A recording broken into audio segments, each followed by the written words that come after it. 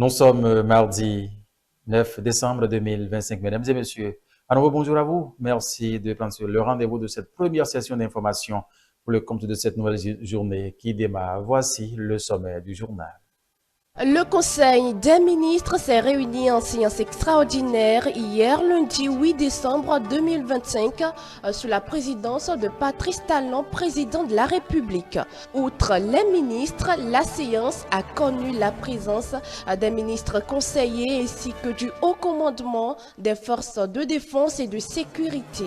L'ordre du jour a porté sur la tentative de coup d'État du dimanche 7 décembre dernier, organisée par un groupuscule de soldats.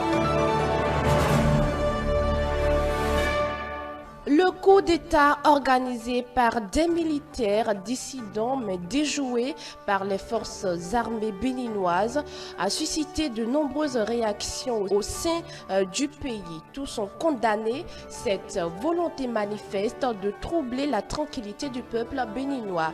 Les déclarations de certains partis sont à retrouver. Au lendemain de la tentative de coup d'État, les femmes des marchés, les conducteurs de taxi-moto se sont mobilisés pour rencontrer le maire de Cotonou, Luc Atrokpo, afin de lui témoigner leur soutien indéfectible au chef de l'État.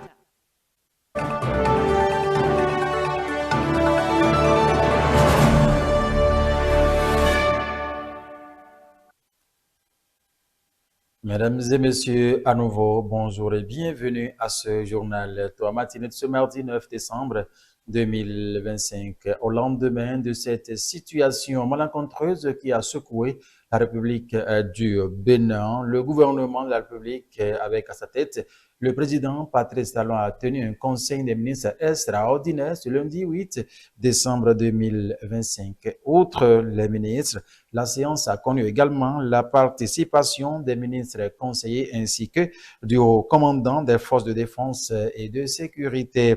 L'ordre du jour a porté sur la tentative de coup d'État du dimanche 7 décembre 2025 organisée par un groupuscule de soldats. La chronologie des événements, c'est avec le porte-parole du gouvernement, Wilfrid Léandre Ngweji. Ensemble, suivons plutôt.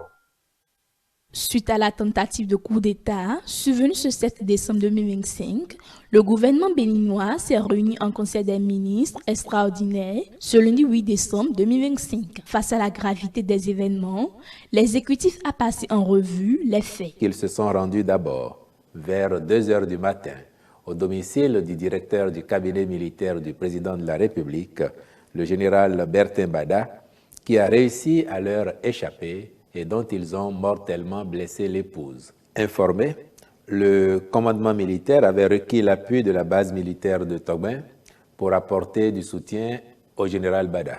Le peu de diligence de cette base a conduit à demander au responsable de la garde nationale, le colonel Faizou Gomina, de s'y rendre instamment. Une fois sur les lieux, celui-ci sera violenté et fait otage. C'est alors qu'il a été su que la mutinerie y a pris corps. Entre-temps, cap a été mis sur le domicile du général Abou Issa, chef d'état-major de l'armée de terre, qui a opposé une farouche résistance aux mutins avant d'être kidnappé un peu plus tard par une équipe supposément venue en renfort. C'est à partir de ce moment que la confirmation est faite que la mutinerie venait bien de la base de Togben. Après l'enlèvement des généraux, aux premières heures de la matinée, les assaillants ont poursuivi leurs opérations en se rendant au domicile du président Patrice Talon aux alentours de 5 heures du matin. Dans leur progression, autour de 5 heures du matin, ils se sont portés vers la résidence du chef de l'État, où la garde républicaine alertée et sous les ordres de sa hiérarchie les attendait fermement. Un rude combat s'en est suivi, tant les mutins tenaient à contrôler la situation afin de se saisir de la personne du président de la République. Celui-ci, aux côtés des éléments de la garde républicaine, a vécu les violents affrontements en direct avec des victimes des deux côtés, jusqu'à ce que les assaillants, débordés par la farouche résistance des soldats loyaux, battent en retraite. Mais, tenant à exécuter la suite de leur plan, les mutins se sont dirigés vers la télévision nationale qu'ils ont contrôlée pendant un bout de temps, y faisant une déclaration avant d'en être délogés par l'armée loyale. Pris de panique, ils ont donc décampé, abandonnant sur place certains de leurs éléments qui ont été aussitôt arrêtés. Il poursuit. À partir de cet instant, la coopération sous-régionale s'est mise en branle sous l'égide de la CEDEAO et à la demande de notre pays. Le Nigeria nous est dès lors venu en assistance en menant des frappes en fin de journée par son aviation militaire qui a immobilisé certains des engins blindés. Cette opération s'est déroulée avec succès, sans perte en vies humaines. Les derniers assaillants, ayant vu les manœuvres préparatoires, ont pris la clé des champs. Le contrôle de la base a alors été repris et y est actuellement logée une force en attente de la CEDEAO composée de soldats nigérians arrivés dans la nuit de dimanche à lundi pour soutenir les efforts de l'armée républicaine. De même, toujours dans le cadre de cette coopération sous-régionale, une force spéciale est venue de Côte d'Ivoire en cette même fin de journée du dimanche pour se positionner à Cotonou en vue d'autres actions si besoin en était.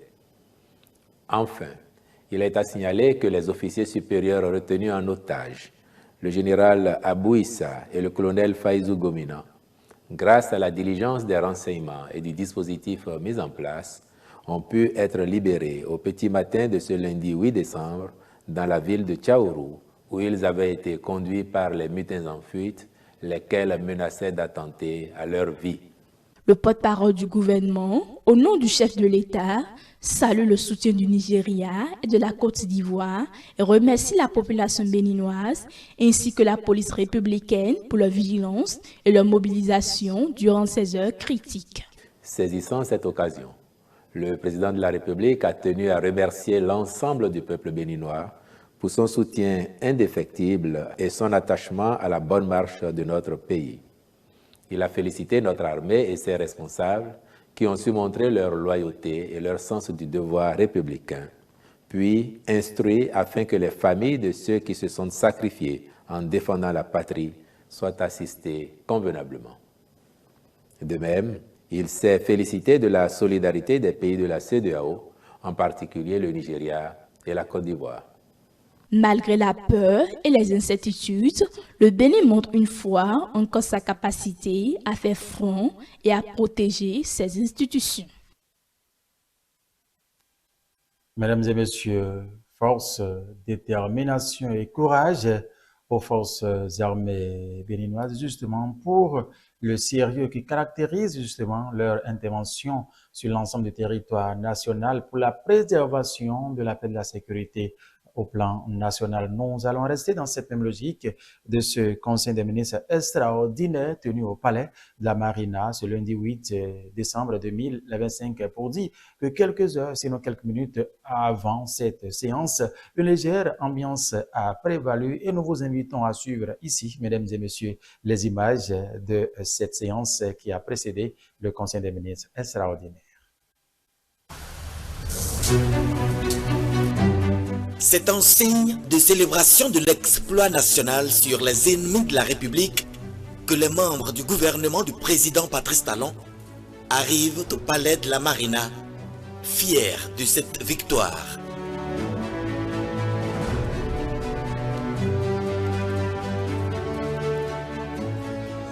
Viennent ensuite les membres du haut commandement militaire avec en tête le chef d'état-major général des armées, le général Fructueux Baguidi, le colonel Faïzou Gomina, chef de la garde nationale, et le chef d'état-major de l'armée de terre, le général Abou Issa, avaient été séquestrés par les mutins.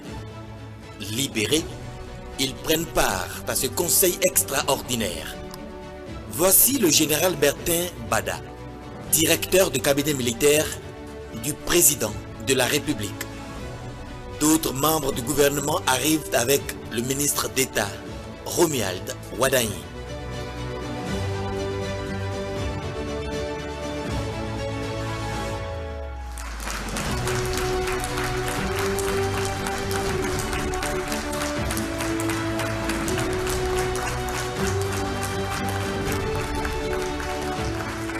Quelques instants plus tard, le chef suprême des armées, dont le domicile a été attaqué par les assaillants, a été chaleureusement applaudi par le Conseil dès son entrée en salle.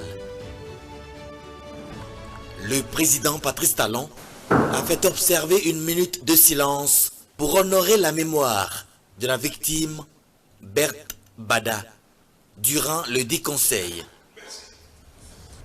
Cette réunion exceptionnelle qui a réuni tous les ministres conseillers, le haut commandement militaire des forces armées béninoises et quelques proches collaborateurs du cabinet civil du président de la République visait à exposer le déroulé des faits, évaluer l'ampleur des dégâts et à prendre les décisions nécessaires pour garantir la stabilité des institutions et la sécurité du pays. La tentative de remise en cause des institutions de la République par le groupuscule de soldats a pris du plomb dans l'aile grâce à une armée républicaine loyaliste, des forces de défense et de sécurité qui méritent tout l'honneur de la République.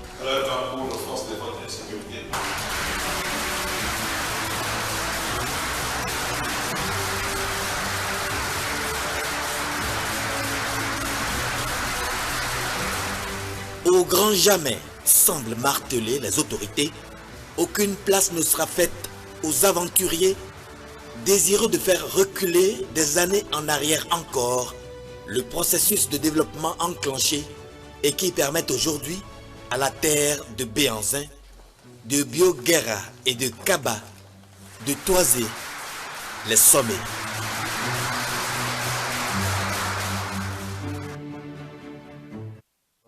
Le dirait l'autre, mesdames et messieurs, Dieu et les mânes de nos ancêtres veillent véritablement sur le Bénin à jamais. Les branches ne se casseront jamais dans les mains du caïman plaise au ciel. Mesdames et messieurs, cette édition se poursuit tôt en matinée de ce mardi 9 décembre 2025 et nous allons rester dans cette même logique parce que ce qui fait l'actualité, c'est cette tentative de coup d'État déjouée en cette journée du dimanche 7 décembre 2025. Ici, c'est la direction exécutive nationale du parti Union progressiste Le Renouveau qui a tenu une réunion extraordinaire élargie avec les députés du parti ce lundi 8 décembre 2025. Cette rencontre s'inscrit dans le cadre de la tentative du coup d'État de jouer, comme je vous l'avais dit. À l'issue de cette séance, communiqué final a été présenté. Le point de ce qu'il faut retenir avec Gérard Benossi, secrétaire général de la haute direction de ce parti politique en République du Bénin. Suivons ici Gérard Benossi. Enfants du Bénin debout. La direction exécutive nationale, avec les députés, 1. Condamne avec la plus grande fermeté toute velléité de déstabilisation des institutions nationales, rappelant son attachement absolu à la légalité constitutionnelle, à l'ordre républicain et à la continuité de l'État. 2. Regrette profondément que plus de 50 ans après les événements de 1972, certains esprits puissent encore envisager un recul institutionnel et démocratique, attitude contraire aux ambitions élevées de notre nation et à la vision collective d'un pays résolument engagé sur la voie du progrès et de la stabilité. 3. Salue la vigilance, la promptitude et le professionnalisme des autorités compétentes dont l'action efficace a permis de neutraliser cette initiative isolée sans affecter l'honorabilité et la loyauté majoritaire des forces de défense et de sécurité. 4. Adresse ses vives félicitations au chef de l'État, chef suprême des armées, pour son leadership éclairé, son sens de l'anticipation et sa hauteur d'État, lesquels ont permis de préserver la sérénité nationale et de garantir la continuité de l'ordre public dans le strict respect des institutions. 5. Encourage le gouvernement à poursuivre avec diligence et fermeté les investigations en cours afin que la vérité soit établie les responsabilités situées et les dérives découragées durablement. 6. Invite l'ensemble des acteurs politiques, les organisations sociales, la société civile et l'ensemble des citoyens à la vigilance et à l'unité républicaine dans le but de préserver la paix sociale, la stabilité institutionnelle et les avancées structurantes en cours. 7. Réaffirme que la sûreté de l'État, la démocratie et la paix sont des biens collectifs non négociables, piliers essentiels de notre développement durable et de la projection internationale de notre pays.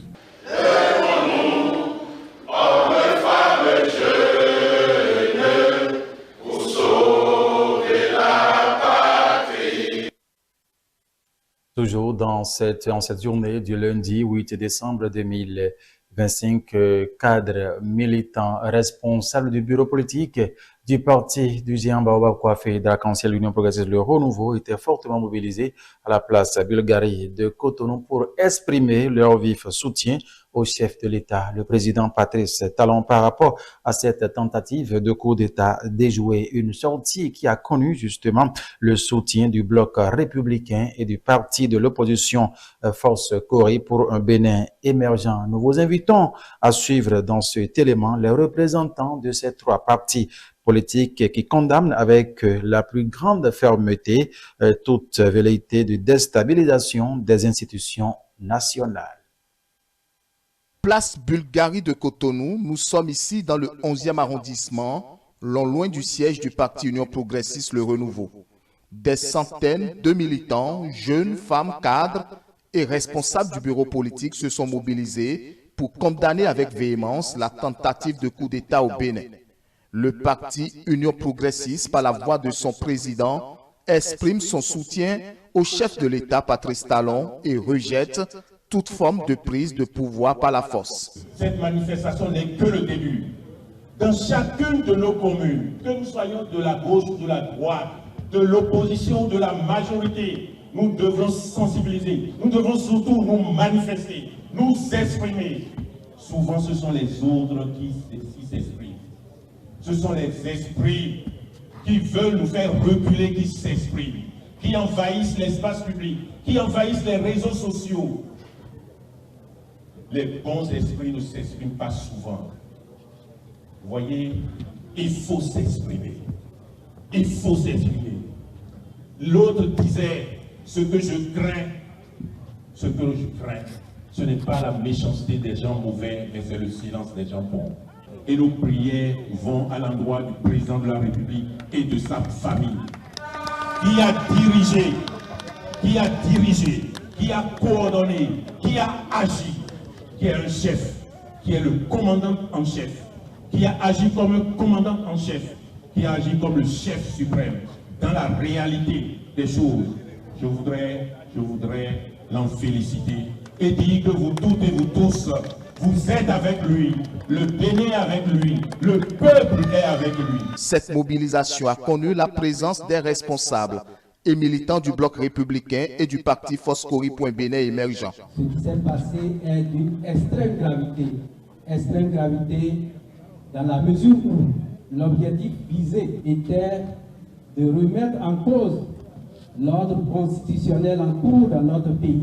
Le parti Force Cori pour un Bénin émergent, par ma voix, apporte un soutien indéfectible au gouvernement de la République du Bénin et à son chef, le président Patrice Talon. Ce qu'ils veulent, à bas.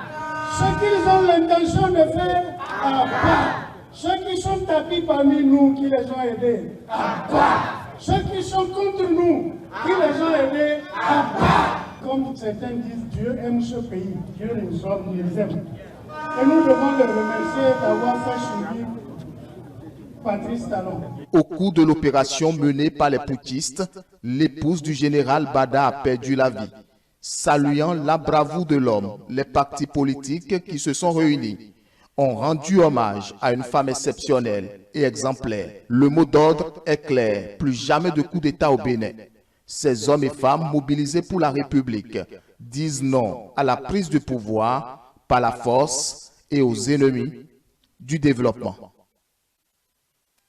Les actes Les gens sont à condamner avec la dernière rigueur. Les prières au niveau des différentes chapelles doivent s'intensifier pour la préservation de la paix en République du Bénin et que l'Éternel continue justement de veiller sur la nation tout entière et sur son chef, son Excellence, le président Patrice Athanase Guillaume Talon et tout son gouvernement. Mesdames et messieurs, dans cette même logique, la population de Cotonou a montré son attachement au respect de la Constitution et aux institutions en matinée de ce lundi 8 décembre. Les femmes des marchés et les conducteurs de taxis moto se sont rendus à la mairie de Cotonou pour réaffirmer le soutien au chef de l'État. L'essentiel à retenir, mesdames et messieurs, c'est à travers ce reportage. Au lendemain de la tentative de coup d'État survenue ce 7 décembre 2025, la tension reste vive. Conscientes de l'enjeu, les femmes du marché se sont mobilisées en tenant chants et slogans pour exprimer leur position.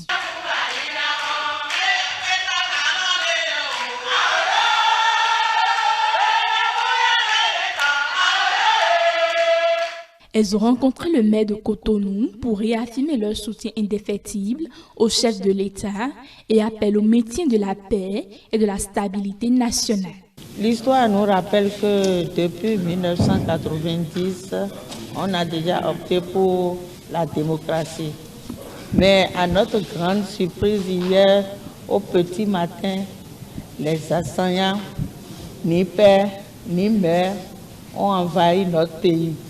Mais grâce à notre dynamique, président Athanase Guillaume Talon, ils se sont encadrés et puis pris à leur propre piège. Nous saluons la bravoure du président, longue vie à lui. Toutes les femmes du Bénin sont derrière lui et que la victoire est à nous. Dans la même journée, les conducteurs de taxi moto, communément appelés émigrants, ont à leur tour rencontré le maire. Par la voix de Lacou François, ils dénoncent la tentative de coup d'État et renouvellent leur soutien au chef de l'État. Hier, nous étions à la maison quand les bruits de partout nous ont alertés et nos activités étaient bloquées, question de coup d'État. Donc, on s'est concerté après la chute et aujourd'hui donner notre soutien au président de la République par notre maire de la commune de Cotonou. Le maire exprime sa gratitude envers les commerçantes et les conducteurs de taxi moto pour leur mobilisation tout en assurant que leur message serait transmis au chef de l'État. Nous avons reçu les femmes des marchés de Cotonou. Nous avons reçu les émigrants de Cotonou. Tous ont porté un seul message, un message de soutien total au chef de l'État. Les femmes des marchés, comme les Amazones, ont dit qu'ils pouvaient compter sur elles.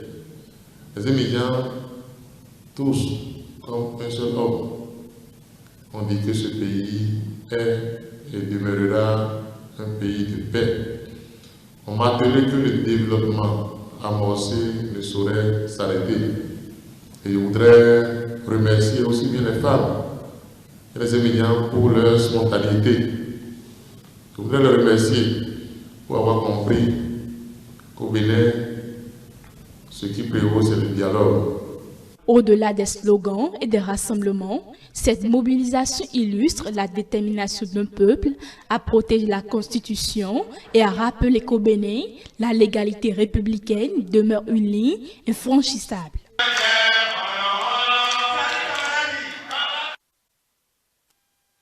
Et dans cette situation, mesdames et messieurs, aucun soutien ne sera de trop afin de rester debout, unis comme un seul homme pour contrer l'ennemi. Et plaise au ciel, la victoire sera toujours du côté de la nation et de tout un chacun du peuple béninois. Mesdames et messieurs, de Cotonou, nous allons faire un tour dans la ville de Parakou. Oui, le Parakou où les acteurs politiques, faiseurs d'opinion et professionnels des médias se sont indignés face à cette tentative de coup de force. Ils saluent la bravoure et le sens de patriotisme de l'armée béninoise. Vous allez ici les suivre sur les propos recueillis par Gagno Raimi et Mohamed Seydou. J'ai appris la nouvelle très tôt à l'aube qu'un ami m'a appelé, m'a envoyé une vidéo. Je vous jure que je ne savais pas où j'étais. C'était un choc, un grand choc, sincèrement. Quand j'ai vu l'image, je me suis dit que ce n'est pas le Bénin. Ce n'est pas mon pays. Mon pays ne mérite pas ce qui s'est passé hier. Notre armée a prouvé qu'elle est vraiment une armée républicaine. Parce que sous d'autres cieux, on a vu. C'est comme ça a démarré et puis la fin, on connaît ce que ça a donné. Le Bloc républicain étant un parti qui soutient les actions du président, la réaction a été prompte. Ça m'a fait plaisir parce que cela prouve que notre parti suit les choses de près et est prêt à défendre notre nation comme il a l'habitude de le faire à chaque instant. Aux environs de 5h allant à 6h du matin déjà, les réseaux sociaux étaient déjà inondés de ces messages. Cette boucle de puchistes qui passait aux écrans. Rapidement, j'ai sauté sur ma télévision. Également, j'ai constaté avec amertume que ce message était en train de passer. On avait perdu la tête, on se disait mais qu'est-ce qui s'abat au Bénin? Qu'est-ce que nous sommes en train de vivre là? Aux environs déjà de 16h, 17h, on commençait pas à avoir de bonnes nouvelles où l'armée était déjà en train de reprendre le contrôle de tout les terrains. Je vais remercier l'armée. Ils ont montré ce pourquoi ils ont prêté serment de défendre ce peuple, la Constitution. C'est Dieu qui a protégé ce pays-là. C'est Dieu qui l'a protégé. Et Dieu a sauvé toute la nation béninoise. C'est un événement malheureux pour ceux-là qui sont venus vouloir déstabiliser notre cher pays. Le président Patrice Talon a déjà amené le pays là très haut. Donc ceux-là sont venus pour nous faire reculer encore comme par le passé. C'est fini l'histoire des coups d'État. Ça ne règle pas des problèmes. C'est un événement malheureux. Même ceux qui sont derrière ce putsch-là, en tout cas Dieu va les dévoiler. Et ça ne restera pas impuni, hein, comme l'a dit le chef de l'État. Cette information n'est pas reluisante. Si cette tentative n'était pas déjouée, ce serait vraiment grave pour le pays parce que ces genres de situations, on ne peut jamais présager de la fin. On sait peut-être quand ça a commencé ou comment ça a commencé quand nous tournons le regard autour de nous dans les pays qui ont fait la triste expérience avant nous. Nous n'avons pas encore vu l'issue de leur côté. Donc aujourd'hui, quand on apprend que la tentative a été déjouée, tous les Béninois peuvent pousser un ouf de soulagement. Donc personnellement, je crois que c'est une satisfaction à l'égard de notre armée, surtout les forces loyalistes. Nous avons appris hier, comme tout le monde, qu'un groupuscule de soldats a tenté de remettre en cause l'ordre constitutionnel. Et ça, c'est toute la République qui a tremblé, et moi aussi. Mais par la grâce de Dieu et grâce aux mains de nos ancêtres, la République tient. La République est aujourd'hui debout comme un seul homme. Et aussi grâce à l'excellente coordination de la riposte du chef de l'État, organisée par le chef de l'État et les militaires loyalistes. Coup de chapeau à l'armée béninoise, que je connais très bien, c'est l'armée la plus disciplinée de la sous-région. Et ce n'est pas une appréciation personnelle, c'est une appréciation internationale. L'armée béninoise en Afrique de l'Ouest est l'armée la plus disciplinée, la plus loyaliste, la plus... Mesdames et messieurs, le Bénin tient et tiendra toujours debout, plaise au ciel et aux manes de nos ancêtres. Mesdames et messieurs, un peu plus loin, ce samedi, le samedi 6 décembre 2025, il a eu lieu la cérémonie officielle du mouvement national de soutien au duo candidat Wadayin Talata Monas en abrégé. C'était donc ce mouvement a pour objectif de soutenir Romil Wadayin dans sa course à la présidentielle 2026 et de contribuer à sa victoire. Beaucoup plus de précisions sur cette activité dans ce compte rendu que nous propose Merveille Holono Sosa.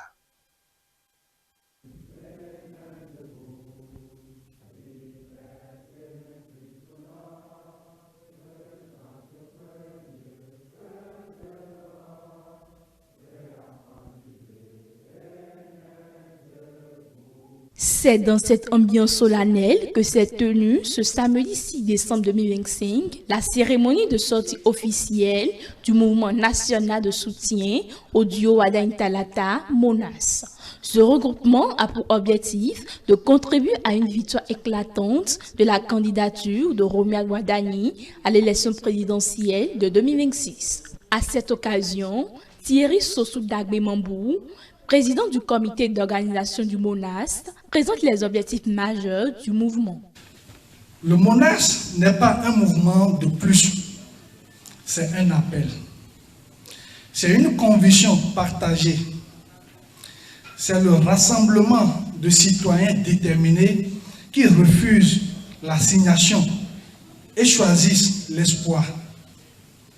Ce mouvement porte la voix de celles et ceux qui croient en une gouvernance responsable, moderne, visionnaire, une gouvernance incarnée par un homme dont le parcours, la rigueur, le patriotisme et les résultats parlent pour lui. Il s'agit bien de Romuald Wardani.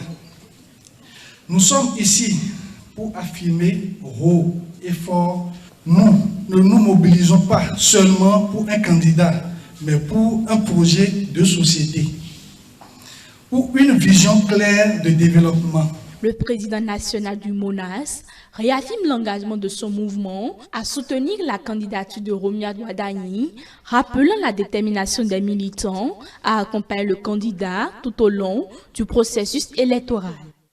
Les partis de la mouvance ont porté leur choix sur le ministre Wardani et le MONAS, présent sur l'ensemble du territoire, s'engage résolument à lui donner une victoire large, claire et incontestable lors de l'élection présidentielle de 2026. Nous assumons avec fierté notre mission, bondir et porter Romuald Wardani à la magistrature suprême.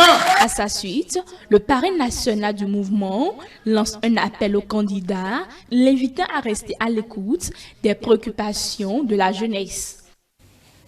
Pour nous, parrains du MONAS, soutenir la candidature de Romuald Wardani n'est pas un choix difficile. Nous le faisons parce que nous croyons en lui sincèrement. Nous le faisons parce que nous voulons un dirigeant capable d'écouter, de rassembler et d'agir concrètement. Je voudrais profiter de votre micro, demander au ministre d'État de me permettre de lui parler avec le langage du cœur. Monsieur le ministre, la jeunesse compte vraiment sur vous. Elle a soif de chance, de confiance, d'opportunité. La cérémonie s'est achevée sous une note d'engagement renouvelé. Le mouvement national de soutien au duo candidat Wadagne Talata confirme sa volonté de soutenir Romuald Wardani tout en restant à l'écoute des aspirations des citoyens et de la jeunesse.